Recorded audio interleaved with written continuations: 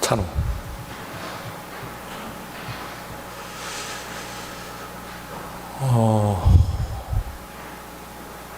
우선 지지난 예배 때 그 폐해 찬송 때문에 제가 여러분한테 익스큐즈를 하고 예배 말씀 들어가야 될 것 같아요.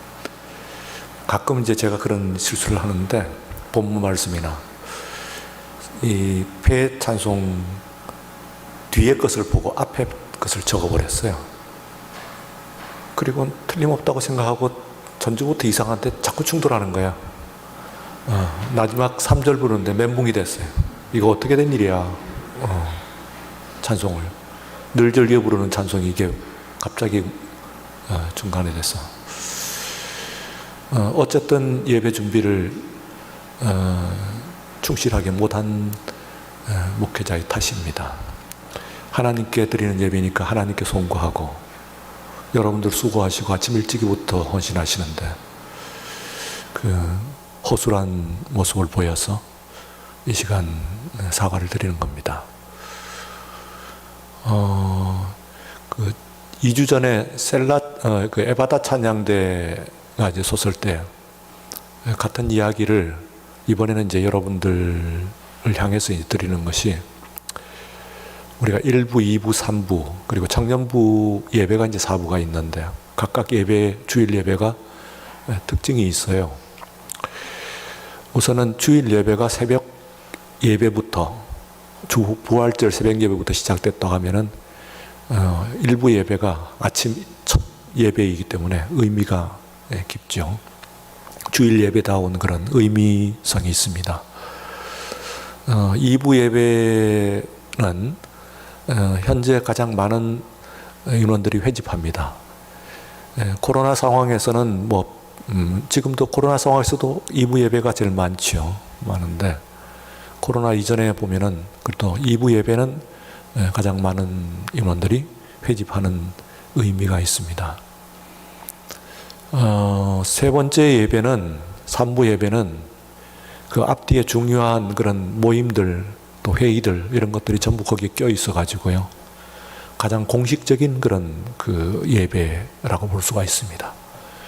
그래서 주일에 의미적으로 예배를 보면 일부 예배고 회중의 그 숫자를 보게 되면은 가장 회중적인 예배가 2부 예배이고 그리고 공식적인 예배 공식성을 얘기한다 그러면은 3부 예배가 그렇고 미래를 또 얘기한다 그러면 4부 예배 몇 명한 모임이다만 그러나 어쨌든 교회의 미래가 지금 중요하니까요. 미래를 이야기한다 그러면은 4부 예배. 이래서 1부, 2부, 3부, 4부 각 그 주일의 예배를 나름대로 그렇게 의미 부여를 해봅니다. 그러면 여러분들이 이제 일부 예배를 맡고 계시는 찬양대를 맡고 계시는 분들인데 헌신이 이만저만이 아니시죠. 어떤 때는 몇 분 안 되시는 분들 지금 상황에서는 찬양을 하는 것 보면은 여러분 참 감사하다, 대단하다 그런 생각이 들고 아마 이 찬양대의 헌신도가 조금 남다르지 않겠나 그런 생각이 듭니다. 일부 셀라 찬양대를 사랑하는 그런 그 헌신도가 좀 남다를 것이다 그렇게 생각을 합니다. 자, 오늘 예배는 오늘 말씀은 엘리사 선지자가 죽는 이 내용입니다. 이 세상을 떠나는 내용인데 이 사람이 얼마나 중요한 사람이냐면은 열왕기 하에서 열자마자 시작을 해가지고 2장, 3장, 5장, 6장, 7장, 8장 거의 한 4, 5장을 도배를 하는 사람이죠. 무슨 도배가 그렇게 중요합니까? 합니다만 열왕기 아닙니까? 열왕기면 왕들의 기록이라고 이야기하는데 어떤 왕들은 한 줄로 끝납니다. 살다가 죽은 거죠. 왕이라고 하는 것이 살다가 죽은 것일 수도 없거든요. 그렇죠. 왕이 얼마나 중요한 사람입니까? 그런데 그 왕이 죽은 것을 성경은 그리 대단하게 생각하지 않습니다. 살다가 죽었다. 몇 년간 뭘 했다가 죽었다. 한 줄 더 넣으면 뭘 했다. 악을 행했다, 뭐 선을 행했다, 뭐 이런 내용들 같은 것들이 들어 있습니다. 그런데 열왕기 하에 어떤 왕들보다도 이 열왕기인데요, 선지자 엘리사에 대한 내용이 훨씬 많이 있습니다. 엄청나게. 이 사람 왕이 아닌데도 그렇죠. 그러니까 왕들만큼 평가받은 것 정도가 아니고 왕들보다도 훨씬 중요한 사람으로 평가를 그 지면의 내용으로 보면은 이미 받았다, 그렇게 생각을 할 수가 있어요. 그래서 열왕기를 시작하자마자 좀 계속해서 오늘에 이르기까지요, 이번 장에 이르기까지 이 내용이 거의 그 엘리사가 이제 지배를 하고 있는 그런 내용입니다. 나오든 안 나오든 간에 그 기간 가운데서 엘리야 그리고 뒤에 있는 엘리사 이렇게 돼 있는데, 이 두 선지자 엘리야 그리고 그의 그 제자 엘리사, 이 두 선지자는 아주 특별한 사람입니다. 뒤에 있는 문서를 남긴 예언자를 문서 예언자 그렇게 얘기합니다. 문서 예언자. 이사야, 예레미야 이런 것들은 이사야서, 예레미야서 뭐 이래 갖고 있죠. 소 예언자라도 아모스, 뭐 하박국, 뭐 나훔 뭐 이러면서 단 한 장씩 나오도, 오바댜 같은 건 한 장인데요. 그렇게 나오다도 어쨌든 문서를 남기죠. 근데 그 뒤에 있는 예언자들보다 훨씬 비중으로 봐서는 중요할 것 같은데 이 사람들은 문서를 남기지 않습니다. 뭐 그래서 어쨌단 말입니까? 이렇게 말씀하실지 모르지만은, 그러나 문서를 남기고 안 남기는 굉장히 중요한 차이가 있습니다. 사실은. 그거 다 설명할 수는 없고요. 어쨌든 문서 예언자와 그리고 앞에 있었어요. 그 활동 예언자에서 그 앞에 있는 가장 대표적인 사람이 엘리야 그리고 엘리사, 이 두 사람입니다. 이 두 사람이 바로 문서를 남기지 않는 그런 사람인데, 그럼에도 불구하고 예수님께서 산에 올라가셔가지고 제자들이 보는 앞에서 구약의 가장 대표되는 두 사람을 호출하셨어요. 산 위에서요. 제자들이 보는 앞에서 세 제자죠. 세 제자가 보는 앞에서 구약의 전 수많은 그 인물들 가운데서 두 명을 호출을 하셨어요.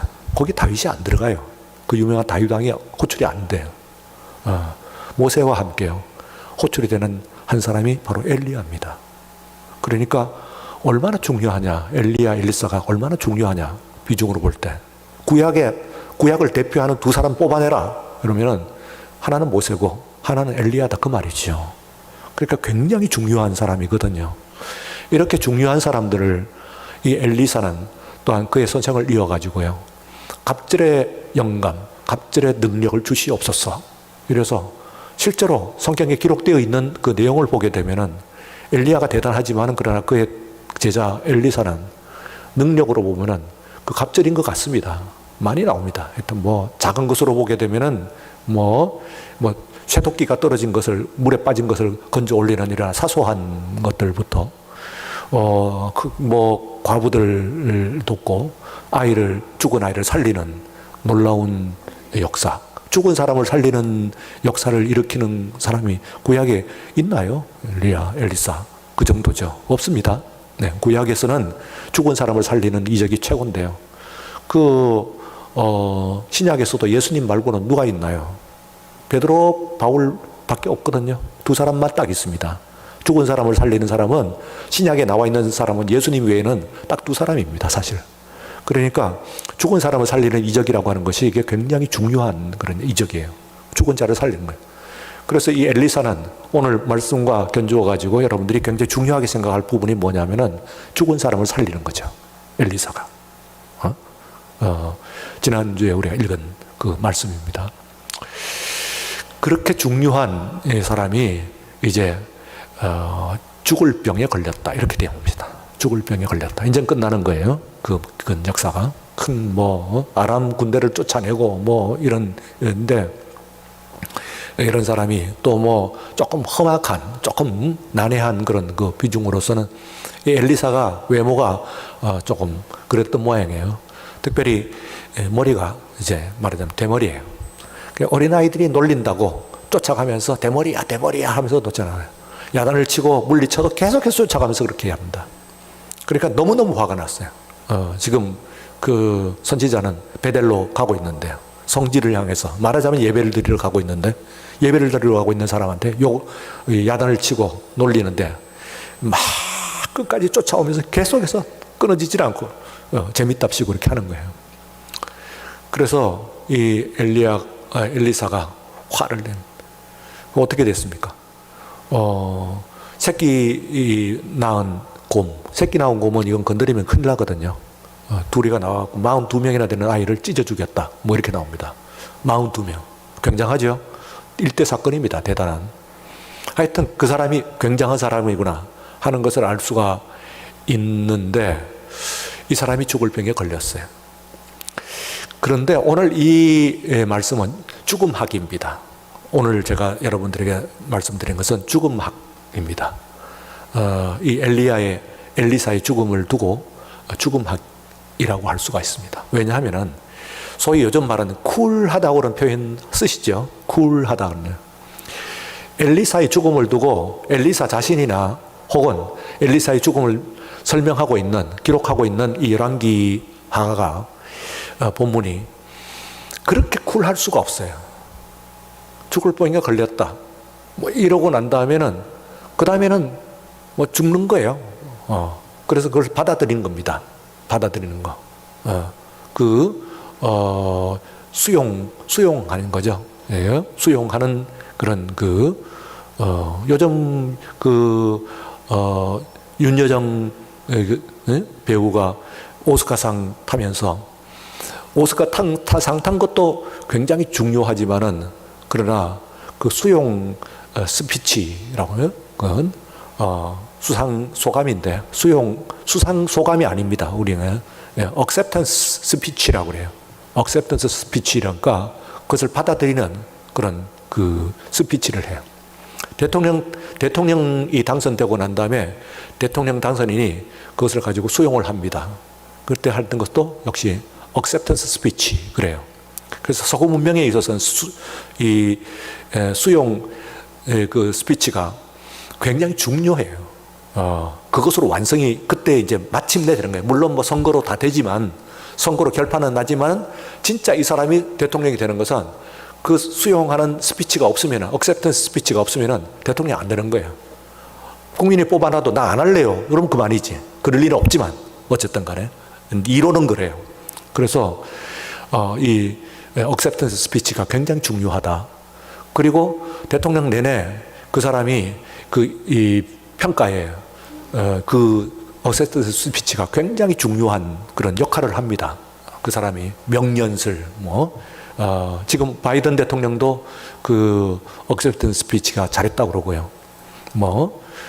그 다음엔 또 그 앞에 있는 오바마가 유명했죠. 오바마 근자에 우리가 본 대통령으로서 오바마의 그 acceptance 스피치는 명연설로서 영어 공부하는 사람들이 그거 갖고 공부하는 정도로 영어 공부를 하는 사람이 이 오바마의 스피치 가지고 영어 공부할 정도로 그렇게 유명한 그것이 바로 그 사람의 그 연설입니다. 그래 윤여정 씨도 상은 상대로 그리고 그보다 더 유명한 것이 acceptance 스피치 했는데 그게 그냥 그렇게 히트를 쳤어요. 영어로 하는데 어떻게 그렇게 잘하는지 말이에요. 아마 참 하나님께서는 참 오묘하신 분이에요. 예, 그녀의 참 가혹한 그런 운명인데 참 비참한 그런 운명인데요. 미국으로 갔다가 그게 잘 안 됐잖아요. 그러나 미국에서 그 삶 생활 했던 것이 그 도움을 준 거예요. 영어에는. 그러니까 그 스피치를 그렇게 유창하게 좀 또박또박 잘하니까 그 사람들이 참 그 버벅거리면 재미없었을 텐데 통역이나 쓰고 이러면 더구나 아주 안 좋죠. 그런데 제대로 해내는 것을 보면서 참 하나님께서 오묘하게 쓰시는구나. 우리가 지금 이거 지금 이 코로나 상황 이것도 우리는 이거 정말 너무합니다. 그런데 다음을 위해 축복인지 몰라요. 모릅니다. 하나님의 블레싱은요, 축복은 전혀 엉뚱한 데서 오기 때문에 지금 여러분들이 시련이고 그리고 나에게 있어서는 이제 퍼니시먼트다, 처벌이다, 하나님의 심판이다 그렇게 생각을 하실지 모르지만 그런 것들이 바로 나의 축복의 연료가 되는 그런 수가 많이 있습니다. 인생 살다 보면은. 그래서 오늘 본문에서는요, 거기에 대한 거역이 없어요. 그냥 죽을 병에 걸렸어요. 그럼 죽는 겁니다. 정작 여기에 대해서 이 죽음을 갖고 그냥 그 눈물을 흘리면서 그야말로 뭐 생쇼를 하는 사람은 왕이죠. 요아스 왕이에요. 주의할 건 지난번에 얘기했던 유다의 요아스가 아닙니다. 열왕기를 읽으면 여러분들이 항상 이스라엘이나 유다냐 이걸 분명히 얘기해야 돼요. 그래야 헷갈리지가 않아요. 왜 그러냐면요. 앞에 있는 요람 왕도 여호람 왕도 그랬습니다만 북이스라엘에도 요람 왕이 있고 유다에도 요람 왕이 있어요. 그리고 남왕국에도 남북 왕국에 똑같이 있는 게 요아스예요. 그리고 뭡니까? 여로보암도 있어요. 여로보암은 남북 왕국에 있는 것이 아니고 북왕국에 2번 있어요. 그래서 그 사람을 여로보암 2세 우리가 그렇게 부르는데 성경은 미안합니다만 2세라고 따로 친절하게 구분해 주지 않습니다. 그냥 여로보암. 그러니까 이게 뭐야? 이렇게 오래 사시나? 뭐 이렇게 나오지. 그런데 다른 사람입니다. 이렇게 이제 남북왕국의 이름이 같은 그 왕들이 여러 명 나오기 때문에요. 아주 여러 명은 아니고 3명인데요. 나오기 때문에 3명, 4명이 나오기 때문에 이게 여러분들이 어쨌든 간에 이 20명의 왕들 가운데서 이게 4명이 이름이 같다. 그러면은 꽤 많이 같잖아요. 그러니까 구분을 잘 해야 돼요. 그래서 우선 기본적으로는 북왕국인가 남왕국인가 그거는 이제 분명히 봐야 돼요. 그래서 지난번은 남왕국의 요아스 이고 이 사람은 북왕국의 요아스입니다. 북왕국의 요아스. 그러니까 이 사람이 이제 큰일 난 거예요. 남왕국의 요아스는 굉장히 좋은 왕이라고 그랬죠. 굉장한 왕입니다. 첫 번째 개혁자라고 그랬어요. 3대 개혁자. 유다의 전 역사 가운데서 3대 개혁, 종교개혁은 꼭 읽어야 됩니다. 열왕기 역대기를 읽으면은 다른 왕들은 그래도 잊어버리더라고 하더라도 3대 개혁자는 꼭 알아야 돼. 누구라고 했어요? 요아스와 누구? 히스기야. 그리고 요시야. 아시는 다행입니다. 그런데 이제 나머지 분들은 모르는 건 아니고 과묵하신 거죠? 과묵하신 겁니다. 모르는 건 아니죠. 이제 이 3대, 이 세 사람의 개혁은 그거 얘기하려고 열왕기 역대기를 다 썼으니까 사실요. 그러니까 그거는 여러분들이 꼭 외워야 되는 거예요. 그 얘기하자고 한 거거든요. 여러 사람 왕들 전부 유명하니까 쓴 거 그거 아니에요. 한 줄로 끝나는 사람도 많으니까. 그래서 이 요아스는 굉장히 중요하다 그렇게 말씀을 드렸는데 이 북쪽 요아스 왕은 그만은 못한 사람입니다. 이 사람은요 지금 이제 컴플렉스가 있는 거죠. 왕이 되긴 되었는데 이 앞에서 왕들이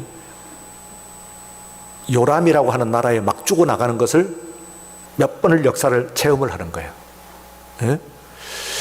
그러니까 이 사람이 제일 먼저 뭐겠어요? 이스라엘은 딴 세 곳은 지켜야 된다. 왕이 되려면 이스라엘의 왕이 그 영토를 지키려면 영토 얘기를 지난번에 주일에도 제가 말씀드렸는데 이스라엘 영토를 지키려면 세 군데를 딱딱 지켜야 됩니다. 북서쪽, 북동쪽, 남쪽 바닥 있는데 북서쪽에 무깃도 그리고 북동쪽에 요단강 건너갖고 라못 그리고 또 남쪽에 있는 것에서는 요시용 게벨 이게 바닷가에 아라비아 바닷가 안에 있는 작은 섬이에요. 작은 섬 하나가 그렇게 중요하냐? 근데 중요한 것이 전에 말씀드렸죠. 우리나라가 독도가 섬 하나가 아니라고요. 독도를 뺏기면은 뭘 뺏긴다고요? 동해의 거의 3분의 1을 뺏깁니다. 그게요. 동해. 우리나라 동해의 3분의 1. 그래서 뭐라고 그랬어요? 현대는 오늘에 와서는 랜드 테리토리와 시 테리토리에서 시 테리토리가 훨씬 더 중요해. 다시 말하면 이 안에 있는 내륙에 있는 땅들 넓이보다는 바다 영토가 훨씬 중요해요. 바다 영토를 뺏긴다고 하면은 그거는 그 땅을 뺏긴 것보다는 훨씬 많은 걸 뺏기는 거예요. 그게요. 그러니까 육지 자원은 다 개발됐어요. 또 손댈 데가 없어. 땅은 조그만 몇 평 집 갖고 몇십억씩 하니까 그 무슨 얘기면 개발될 대로 다 됐다는 그 뜻이지. 바다는 지금 남아 있는 거거든요. 그거 누가 쥐느냐에 따라서 앞으로 지금 다음 세대가 먹고 살 일인데 그거 뺏기면 다 뺏기는 거예요. 그래서 지금 북은 지금 연평도 치려고 그러고 일본은 동해 독도 치려고 그러고 그다음에 중국은 남쪽으로 슬슬 덤벼오면서 남쪽 바다를 왔다 갔다 그랬잖아요. 남태평양 그게 해상권을 지려고 그러는데 우리보다도 더 긴장한 것이 호주나 이런 나라들이 긴장을 하면서 돌아서기 시작했습니다. 지금까지는 친중국이었거든요. 호주가. 그런데 이제는 돌아섰습니다. 가만 보니까 우리 잡아먹으려고 드는구나. 그런데 호주만 잡아먹는 거 아닐 거죠. 뭐 호주는 누리네만 놀리겠어요. 그런 나라까지 녹인다 하면 당장 1차적으로 가장 가까이 있는데 이 해군 기지 거긴 지금 제주도부터 치는 거죠. 실제로 제주도 상당히 상당한 땅이 중국 사람한테 넘어갔다 그러잖아요. 예, 그렇게 먹어 들어오는 거예요. 중국 사람들의 무서운 사람들이거든요. 역사적으로 세계를 점령한 적이 있는 그런 사람들이기 때문에요. 역사적으로 세계를 해본 경험이 있는 민족, 나라는 조심해야 됩니다. 사실은. 예. 중국은 그게 속하는 나라라고 할 수가 있죠. 몽골도 그렇고, 터키, 예? 영국, 그리스, 다 이런 건 포르투갈 세계를 점령을 해봤거든요. 우리 못 해봤잖아요. 세계를 점령해 본 나라와 생명을 점령하지 못한 나라는 고기 맛을 본 것과 고기 맛을 보지 않은 사람하고 이야기하는 거하고 달라요. 예, 그게 굉장히 야욕이 있어요. 일본도 세계 다는 아니지만은 꽤 잡았잖아요. 그러니까 조금 고기 맛을 못 잊는 거예요. 지금 하는 짓 보면은 다. 응? 그 사이에 우리가 꼈거든요. 그러니까 얼마나 중요해요. 근데 이 요아스 왕이 지금 왜 이렇게 안달을 하냐면은 이 앞에 있는 왕들이 줄줄이 넷 이렇게 아람에 죽었어요. 이스라엘 역사가요. 죽었는데 지금 앞에서는 이 엘리사가 한 이적 중에 하나가 뭡니까? 정말로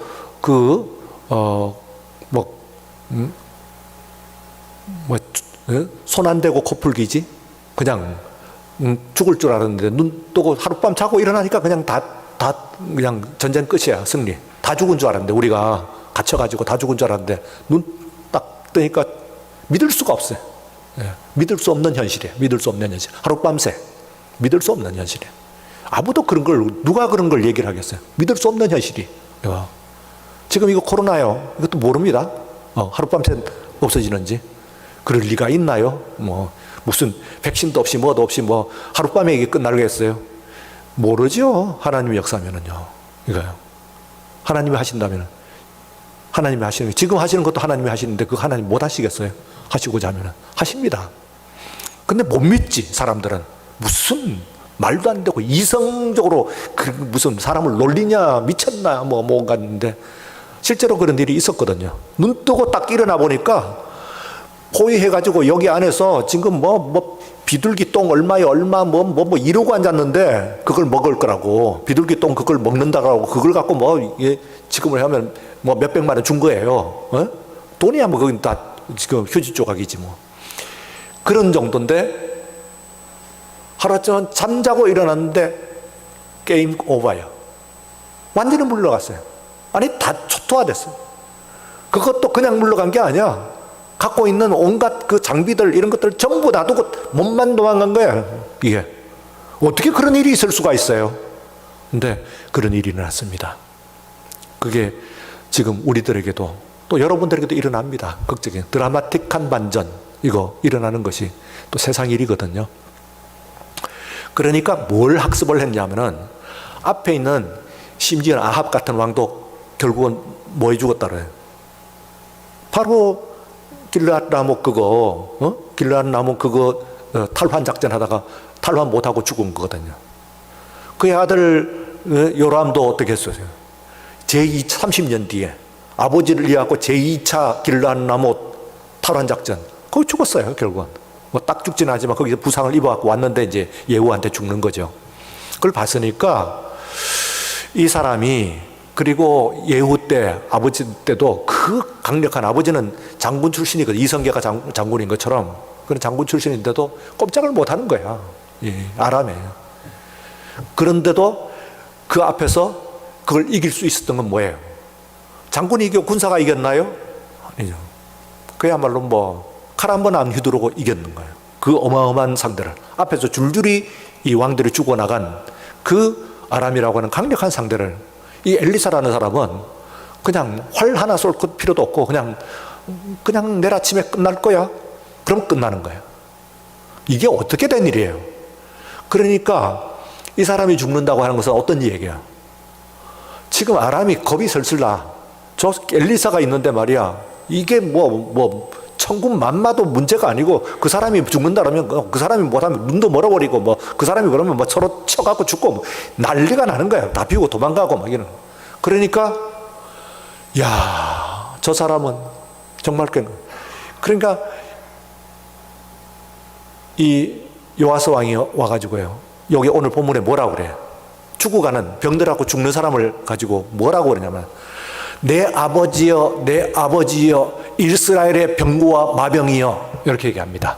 맞죠? 그게 내 아버지여 내 아버지여 이스라엘의 병거와 마병이여 무슨 얘기예요?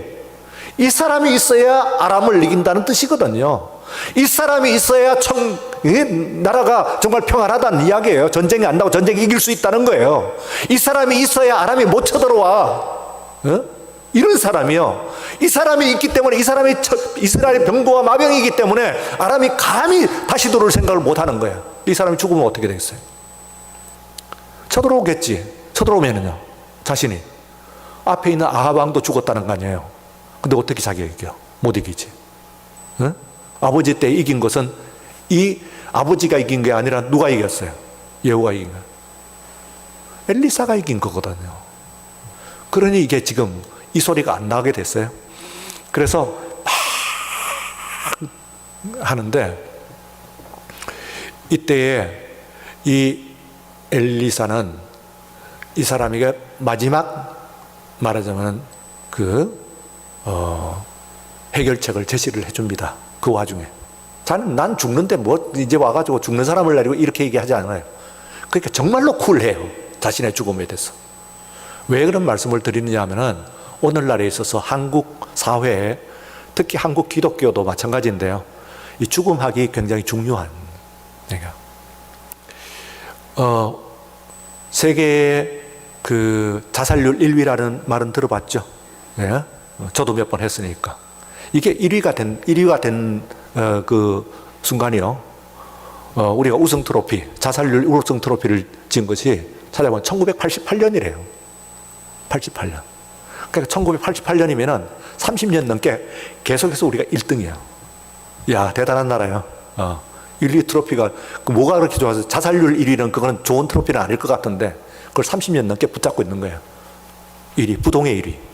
이게 이쯤 되면은 잠시 한번 사회 현상으로 일어나는 게 아니거든요. 이 사회가 그렇다는 것을 이야기한 거예요. 노인 자살률. 많아요. 지난주에도 얘기했죠. 고독구사. 우리말로 고독사. 그 일본 사람이 만드는 말이라고 했죠. 일본 사회가 나타났는데 그때는 서양도 이해를 못했어요. 이상하네. 어떻게 일본 사람들은 고독사라고 하는 죽음을 갖냐? 근데 그 고독사도 일본을 제치고 1위는 한국이에요. 지금요. 그러니 죽음에 대해서 우리가 생각을 해보는 거예요. 그리고 지금 얘기해야 돼요. 쿨하게 들으실 수 있을 때 해야 돼요. 왜 그러냐면 목회를 하면서 죽음의 사형 선고를 받았다.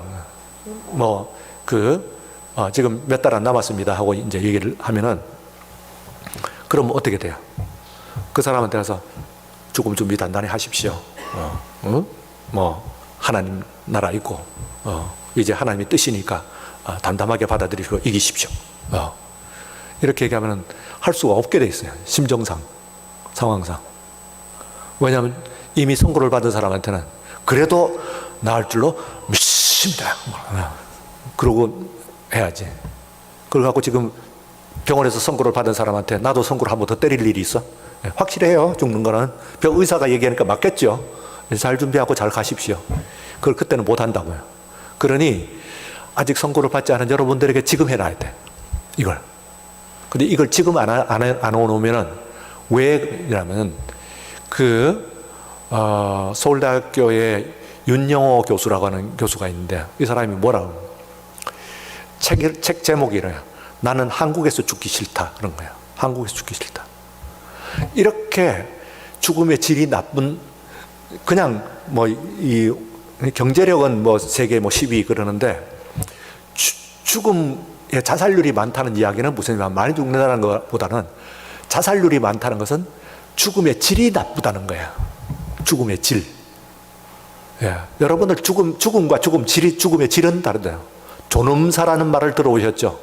존엄하게 죽어야 돼. 디그니티를 유지하면서 죽어야 돼. 사람이 죽으면 존엄하게 축복을 받으면서 우아하게 죽어야 돼. 기왕이면. 그런데 세상의 사람들이 자살한다는 이야기는 뭐예요? 가장 비참하게 죽는다는 뜻이거든, 그게. 그러니까 죽음의 자질이 굉장히 나빠요. 그래서 뭐라고 이야기를 하냐면은 한국 교회가 평소에 죽음에 대해서 이야기를 안 하고 있다는 거예요. 야. 축복도 물론 있죠. 그러나 축복만 자꾸 이야기를 하고 회복만 하고 치유만 얘기하니까 치유 속에 죽음이 안 들어있다는 거예요. 그런데 오늘 본문에서 보시면은 치유 속에 죽음이 들어있습니다. 아주 so 쿨해요. 이 엘리사. 지금 본문에 보세요. 이 사람이 남은 살렸어요. 네? 죽은 그 사람을 살렸거든요. 한 사람만 살렸나요? 어린아이를 살리고 그 전쟁에서 이긴 것은요 수십만을 살린 겁니다. 그게 그 전쟁에서 아람을 퇴치한 것은 이스라엘 사람 수십만을 목숨을 구한 거랑 마찬가지예요. 그 남은 살렸어요. 그런 사람 같으면은 그렇게 능력이 있으면 자기 하나 살리지. 뭐 죽을 병 하는데 뭔지 모르지만 무슨 죽을 병에 뭐 어떻게 걸려갖고 이제 죽는다는 얘기냐. 그런데 여기서 죽을 병에 걸려가지고 뭐 안 됐다, 뭐 그걸 고치려고 노력을 했다, 뭐 혹은 나이는 어떻게 했다, 일절 없는 거예요.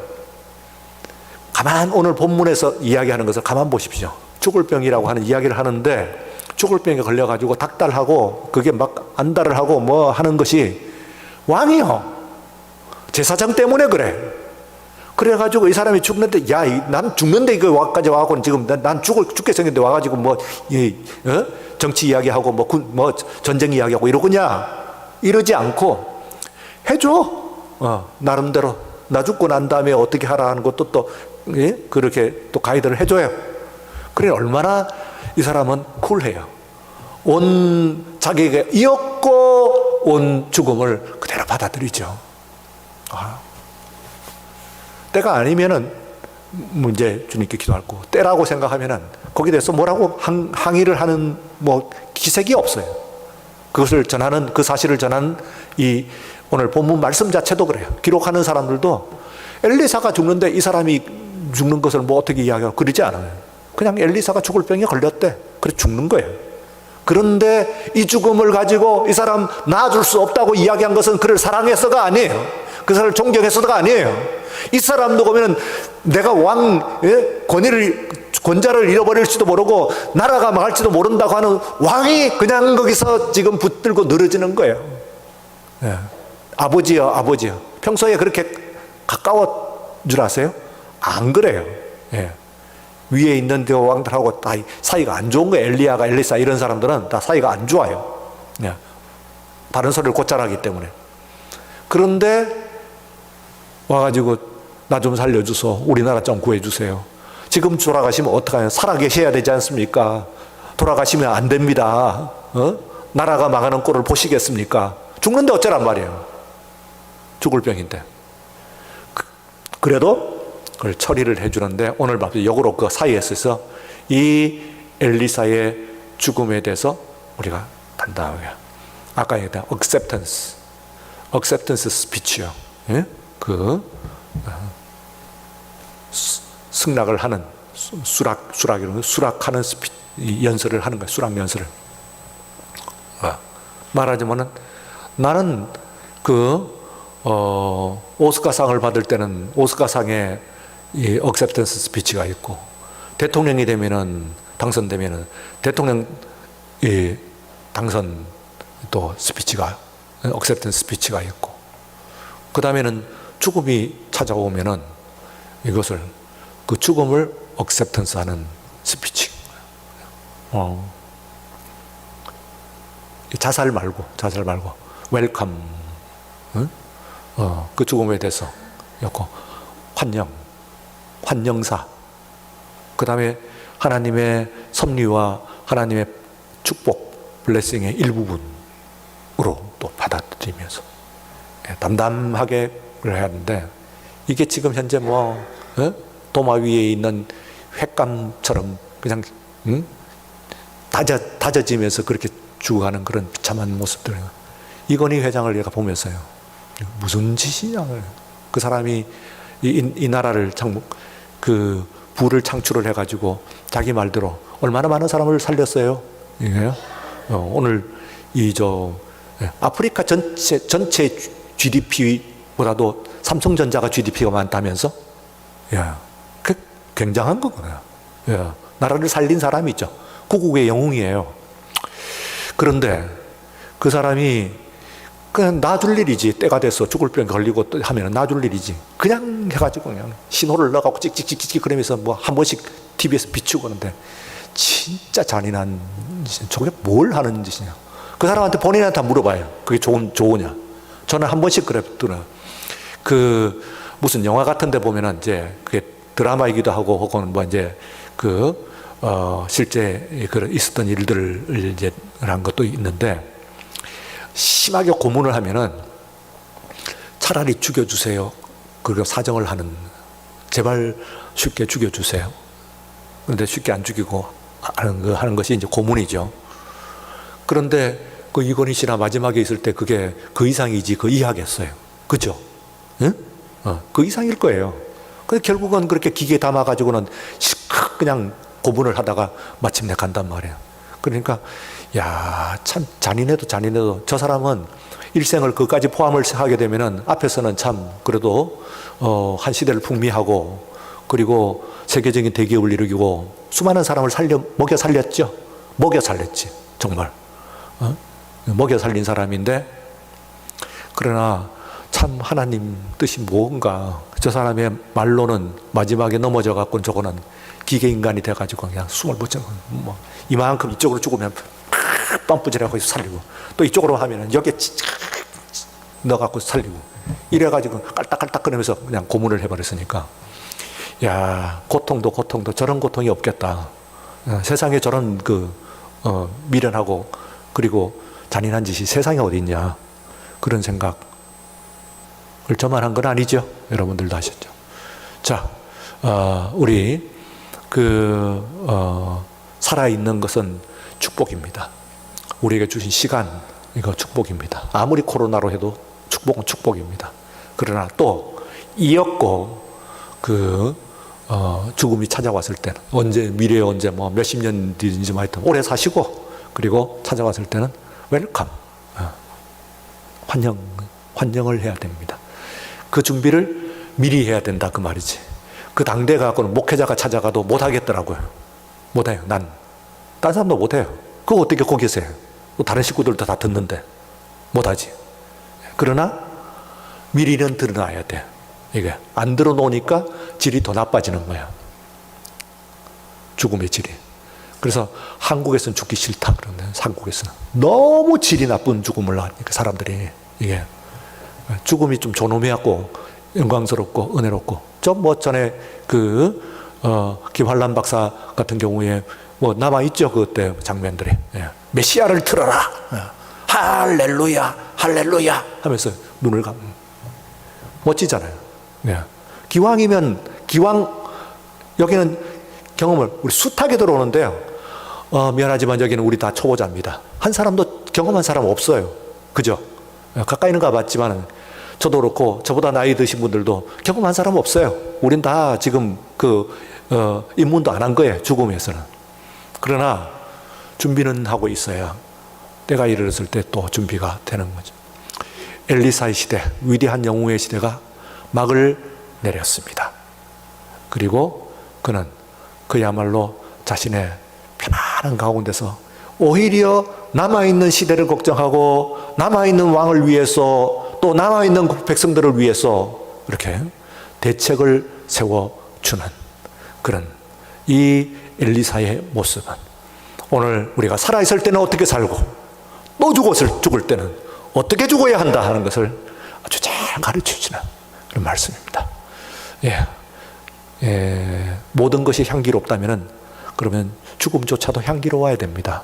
그래야 성도죠. 여러분들의 온 삶이 하나님의 축복과 향기로 가득 차시기를 주의 이름으로 축원합니다.